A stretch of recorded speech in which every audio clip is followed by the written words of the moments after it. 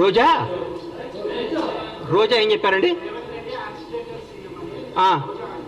రోజా గారి గురించి, రోజా డైమండ్ రాణి, ఆమె గురించి ఏం మాట్లాడతాం? ఆమెకు సీట్ వస్తుందో రాదో డౌటు.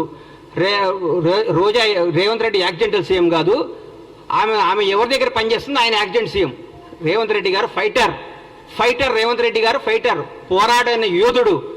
భారతదేశంలో ఇట్లాంటి యోధులు చాలా తక్కువ మంది ఉంటారు. ఈయన యోధుడు. ఈయన పోరాడి కష్టపడి తనేందో నిరూపించుకొని ముఖ్యమంత్రి పదవి తెచ్చుకున్నాడు. యాక్సిడెంటల్ సీఎం అయితే నాన్నగారు చనిపోతేనో, నాన్నగారు వారసత్వం వస్తేనో, ఇంకోటి వస్తేనో, నీలాగా పులుసు వండి పెడితేనే వస్తుంది.